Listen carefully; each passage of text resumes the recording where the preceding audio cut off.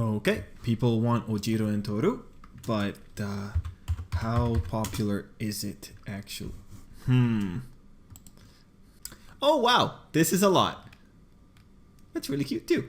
Oh, also, spoilers. Chipping. Yo everybody, it's Tripl-L and welcome to Pair Spotlight, where we talk about a pair of characters, how they work and why they end up being paired together and whatever else. We're back with this topic, so yeah guys, let's rock and roll. This time with a pair we hardly ever see, Ojiro and Hagakure, the invisible girl. Now everyone, I want you to be very aware.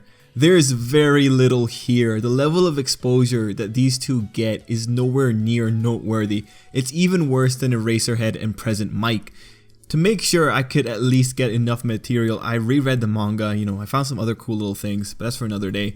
I made it easier for myself and I had ignored the battle chapters, but man, I really looked. And I'm sure I missed something, because that always happens, but I think I got the majority of these two and their moments together. Again, moments between these two are scarce, but this gives us the opportunity to talk about some of the other effects when it comes into asking why people are supporting a pair of characters. And just for the record, I am largely pulling from the manga and technically the anime.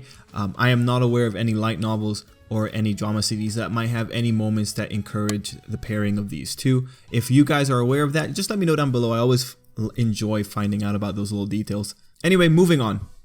So first off, let's acknowledge that within Class 1A, there's tiers of how relevant characters are. And so to demonstrate that, I've made a chart for you. I feel it's pretty accurate. After all, I just reread the manga. 150 chapters, guys. The first 3 layers are pretty accurate. I honestly see more discussion coming in from the bottom half, because that one's kind of iffy depending on what you value. But just for you guys to know, I take my charts very seriously. If anyone wants to dispute my placements, bring it. But anyway, here it is, the relevancy chart.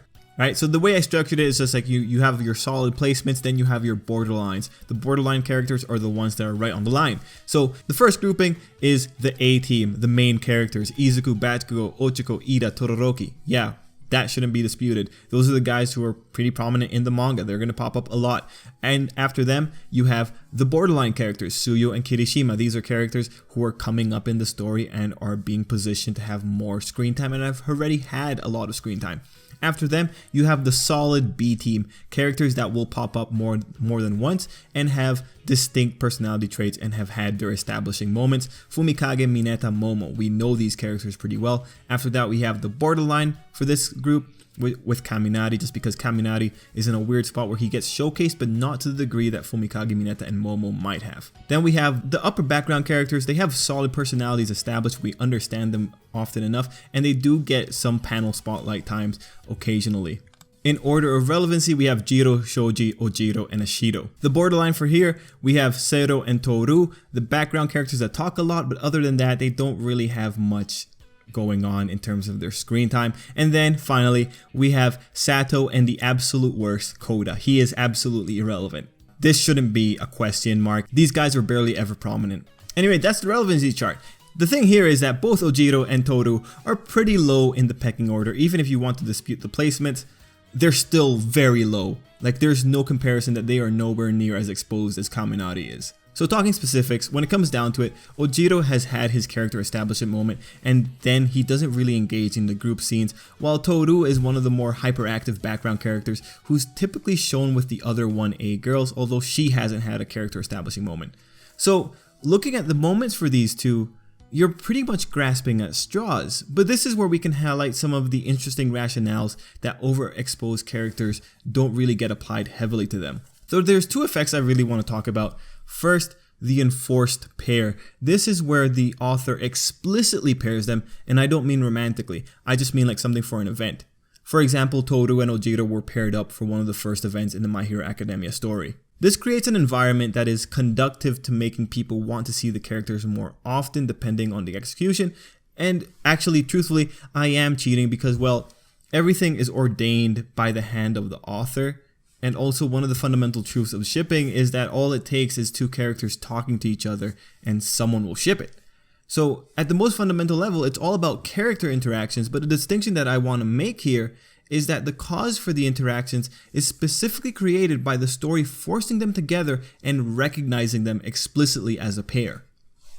I do think there is a slight bias in people's minds, although very small, because when you see this, there is an extra air of legitimacy to the idea of these two being a pair because the story enforces it. Another way of distinguishing this kind of effect is think like the difference between whether or not a character chooses to hang out with another and pairing up over a character being told to cooperate with this person in a paired scenario. Any scenario where the choice is explicitly out of the character's hands falls into this category. And truthfully, we've had a lot of pairs that have come out specifically because of an enforced time together. Now, depending on the degree and intensity of interaction during the enforced pairing time, you'll get different results. For instance, the most successful ones outside of Izuku and Bakugo, in terms of relations specifically, were Momo and Todoroki. The enforced pair time largely contributed to establishing their fans and its ship, whether it be friendly or romantic. Also, I've covered that one, so you guys can check that out if you haven't. Then you have a pair where their major influence, if not the only influence into why people started shipping them, was the enforced pairing time. This happened to, actually, you know what? Can you guys guess who I was about to point out for that one? If you guys can guess it, then great. Let me know in the comments down below, because if no one is able to get it, then I know I didn't explain it properly. But yeah, guess who I was about to mention for that example. Anyway, then we have the pairs who use the enforced pair time to establish a friendship or familiarity that fans were able to see play out later. This happened with Jiro and Kaminari, and then our focus Ojiro and Hagakure. Of course, there's also enforced pair times that only kept the status quo, and this is typically the result of the enforced pair time not influencing the characters, nor the enforced pair time being the foundation of future interactions. They're not valuable for this discussion. The second effect is one coming from scarcity, and this is very specific to this pair. Now, interestingly, Hagakure interacts with a lot of people, but most specifically, she's grouped together with the other girls, and her interactions with other people are typically reserved in a group setting. Ojiro's interactions are also largely limited within the boys. What ends up happening though is that when you actually have these two interact, it seems much more prominent because at that point, it's slightly out of the ordinary for them, and beyond the first moment, they're doing it by themselves. They're doing it of their own volitions. It's like you're seeing a unicorn and it just takes your breath away because you don't get to see it that often. Again, these guys rarely interact, but the fact that they do and that it's in a different manner than their other interactions, that's where the value is. So when do these guys actually interact? What started this? I present to you Exhibit A, and get ready, we're going super specific here. Their friendship establishing moment, the time that Toru got absolutely naked in front of Ojiro during their school enforced team up time. This right here, guys, this is what started it all. This is where the friendship began. Now, of absolute note here is this line right here. Ojiro acknowledging the hotness of the situation. This becomes more prominent for some people because it's highlighting acknowledgement of the opposite sex. Yeah, with this one, we're really getting to the root of things. Anyway, some other people also like that Ojiro gets flustered because he specifically is characterized as being honorable. So for them, it's neat to see him break. Moments of weakness due to another, that kind of stuff goes a long way in endearing characters to people.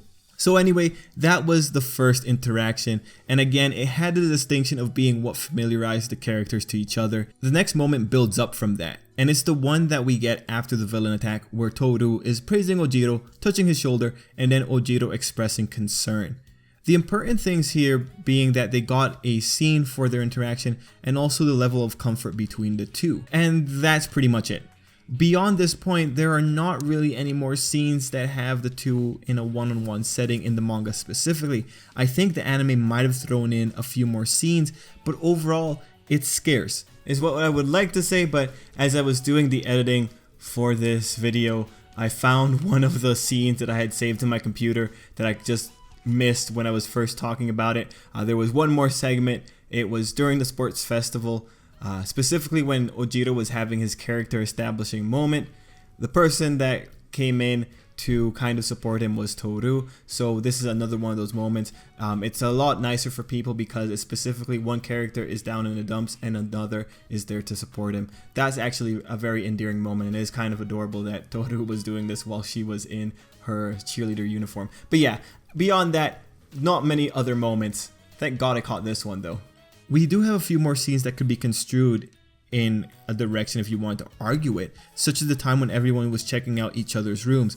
Ojiro looked visibly bothered when he went into Hagakure's room, and chances are the one who said it's so normal, it's amazing about Ojiro's room is probably Hagakure.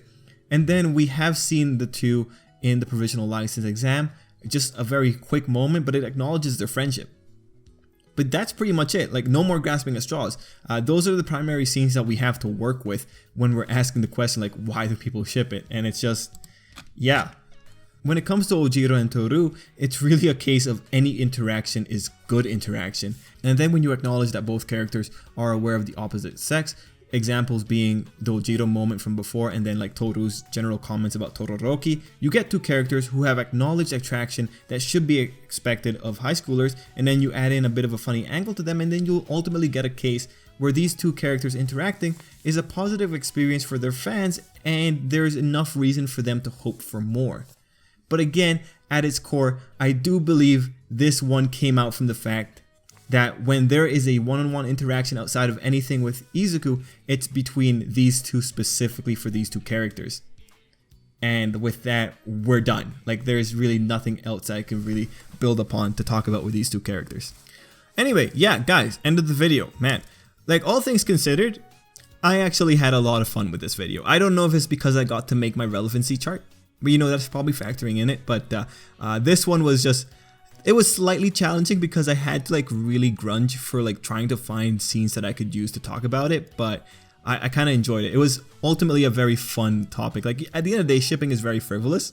And it's a very like it's just a little funny thing that people do. And sometimes it's funny how invested people get. But at the end of the day, it's a frivolous little thing, and it's just kind of fun just to sit down and actually talk about, yeah, like this one line is what's causing all of this. Like it's a kind of funny thing. It really put a smile on my face. So actually, I think so far this has been my favorite video to like sit down and make, just because there's like a level of ridiculousness to it, but it's like the nice kind of ridiculousness. Overall, for me personally, if you guys are wondering, I don't have any real investment in the two. I think I'm okay with them as being friends, but I would love to see like more moments built upon their friendship, because if anything, there is a friendship there, and if the author can like make something cool out of it, regardless of whether or not it ends in a romantic relationship, I just want to see like some kind of cool interaction going on with two, because the two, and this is true for everyone else who's in the bottom tier of the relevancy chart, they all deserve to get more screen time. Like some characters we know have screen time planned for them, like Choji. But outside of that, like giving characters more screen time is something I'm absolutely just in the game for. Anyways, guys, what did you think of this video? Let me know down below. I'm thinking of like, you know, the first set of videos, the ones that started with Todoroki and Momo and ended with Tododeku. I'm feeling that's like one good set of videos, and now we're going into the second set. And the next one we're going to be covering is going to be Bakugo and Ochiko, just because popular demand.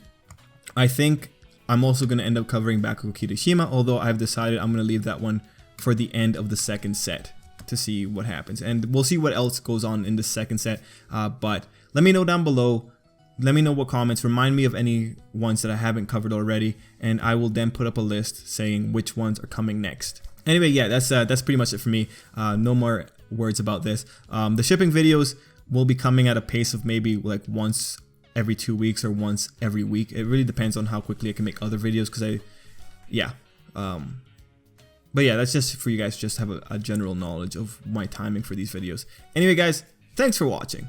Till next time, I hope you have a great day, and let me know if you're a fan of Toru and Ojiro.